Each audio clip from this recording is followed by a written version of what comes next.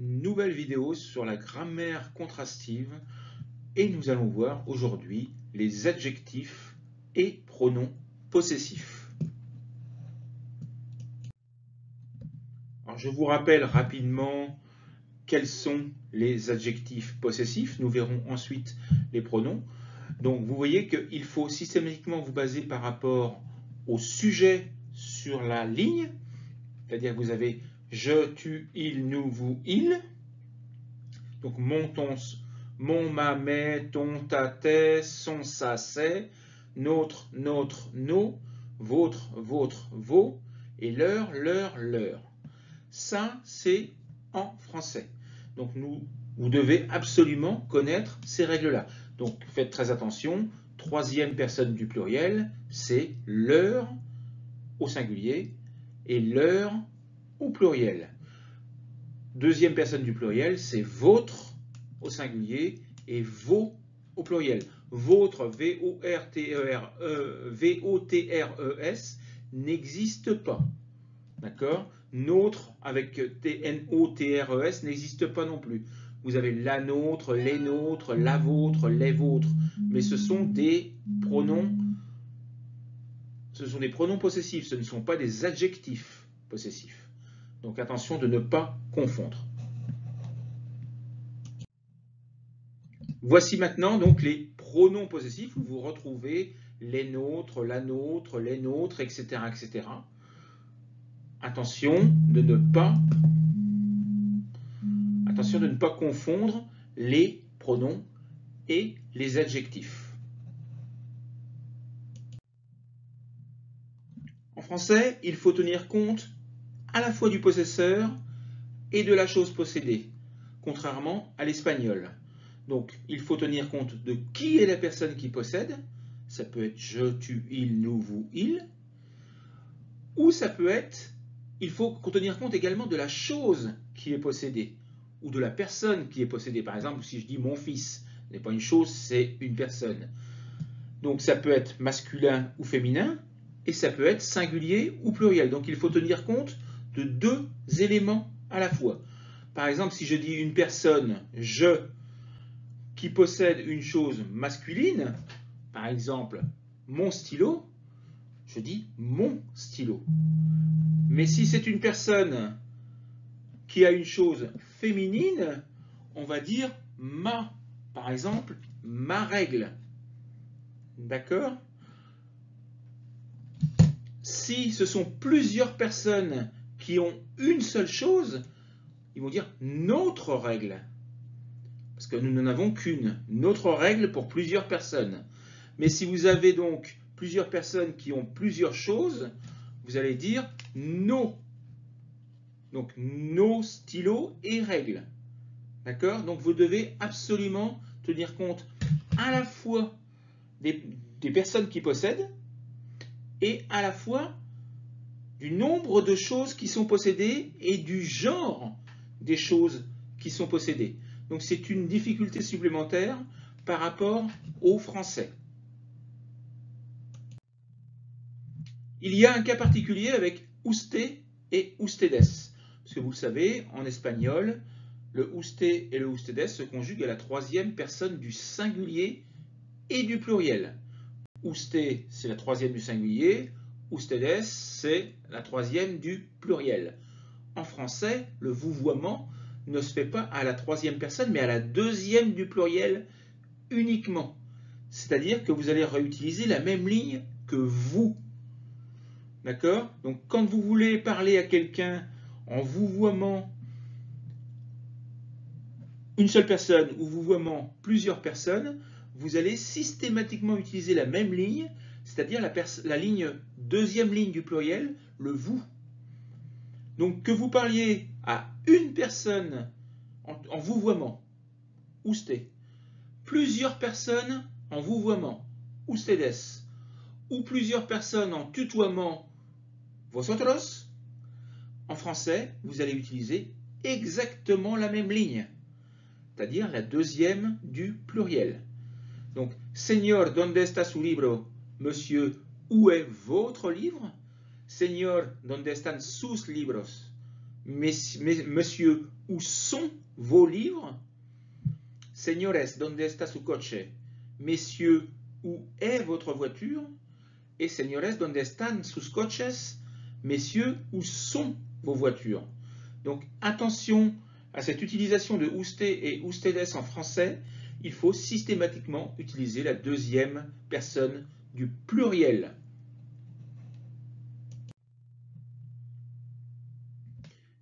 Très souvent, en espagnol, vous mettez le possessif derrière le nom.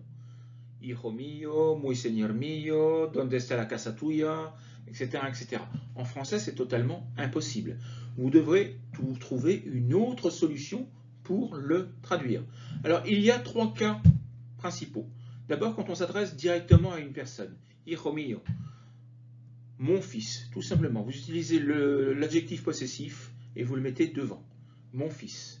Muy señor mío, cher monsieur. C'est une expression à connaître, pour notamment les lettres formelles. Padre nuestro que estás en los cielos, notre Père qui es aux cieux. D'accord? Donc ça aussi, notre Père. On remet dans l'ordre normal de la syntaxe française. Pour indiquer la possession, également, très souvent vous utilisez l'inversion en espagnol, qui est impossible en français. ¿Dónde está la casa tuya? Où est ta maison? Tout simplement. Este libro es mío, ce livre est à moi. On ne dira pas ce livre est le mien ou est mien. D'accord?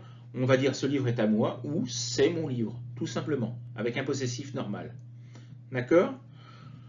Même chose, alors là c'est une erreur très très fréquente chez les hispanophones, c'est avec le es un amigo mío, es libro mío, ou es.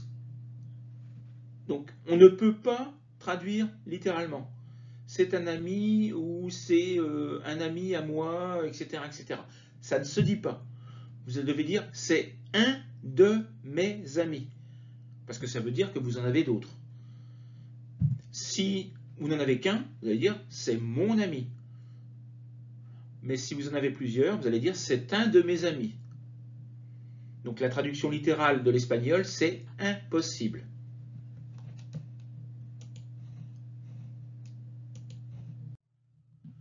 Une difficulté supplémentaire avec les possessifs entre le français et l'espagnol, c'est la non-utilisation du possessif en espagnol devant un substantif quand la possession est implicite, c'est-à-dire qu'elle est évidente. Il est évident que la personne ou la chose dont on parle appartient à la personne qui est sujet, donc on n'utilise pas de possessif en espagnol. Mais en français, l'utilisation du possessif est absolument obligatoire. Donc par exemple dans la phrase « se puso el abrigo y se marchó », c'est évident que l'homme a mis son manteau, pas celui d'un autre ou un manteau au hasard. Il a mis le sien. En espagnol, c'est tellement évident qu'on ne met pas l'adjectif possessif, mais en français, c'est obligatoire. Donc on va dire « il prit son manteau » et « il partit ». Donc c'est vrai que l'espagnol, très souvent, va utiliser le verbe pronominal suivi donc, de l'article défini, ponerse el abrigo, mais en français, ce n'est pas possible. On ne va pas mettre « il se prit le manteau » ou « il se mit son manteau ». Non, c'est pas possible. C'est « il prit son manteau » ou « il mit son manteau, si vous préférez, et il partit. El tobillo le dolía mucho. Là encore, on ne va pas dire « la cheville lui faisait très mal ». On sait très bien qu'on parle de sa cheville à lui. Donc en français, possession évidente, possessif. Donc sa cheville lui faisait très mal ou le faisait beaucoup souffrir. Autre manière de le dire en français. Nous allons voir quelques cas particuliers. Le corps humain. On met le possessif en français quand le mot auquel on fait référence n'est pas complément d'objet direct. Donc par exemple, su rodilla le dolía mucho, son genou lui faisait très mal. Son genou lui faisait très mal. Deberías cuidarte el pelo. Tu devrais soigner tes cheveux. D'accord? Donc, cas particulier, quand il y a un pronom personnel réfléchi en français, on utilise l'article indéfini. Donc, on ne va pas mettre « et » le verbe pronominal et l'article défini. Dans ce cas-là, on enlève l'article défini. On enlève, pardon, le possessif et on met un article défini. Lávate las manos, lave-toi les mains. On peut éventuellement dire lave tes mains, mais on utilise plutôt le réfléchi. Se cortó las uñas, il se coupa les ongles. Ou lávate los dientes, brosse-toi les dents. Donc ça peut arriver également. Pour les vêtements, on utilisera systématiquement le possessif en français. Donc, se quitó el sombrero, il enleva son chapeau. Voy a ponerme la camisa de cuadros, je vais mettre ma chemise à carreaux. Même chose pour les ustensiles.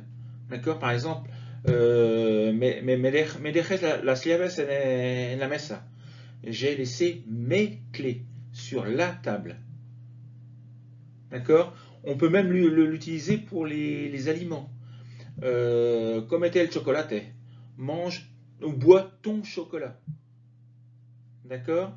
Donc, systématiquement, pour tout ce qui est ustensile ou tout ce qui est alimentaire, on va également utiliser le possessif en français. Les études. On utilisera un article défini en espagnol, mais là encore, un possessif en français. Par exemple, lleva 2 años preparándose la oposición. Ça fait 2 ans qu'il prépare son concours. Mi hijo estudia medicina. Mon fils fait sa médecine à Montpellier. Ou quiero estudiar el doctorado en Granada. Je veux faire mon doctorat à Grenade. Donc là, faites très attention également, c'est systématique en français. Voyons maintenant quelques tournures idiomatiques. Cerrar los ojos, c'est fermer les yeux. Encogerse de hombros, c'est hausser les épaules. Sacar la lengua, tirer la langue. Tirar del pelo, tirer les cheveux.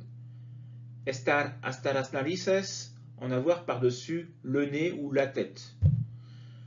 Je vous proposerai évidemment d'autres exercices avec d'autres expressions idiomatiques lorsque nous ferons le cours en direct.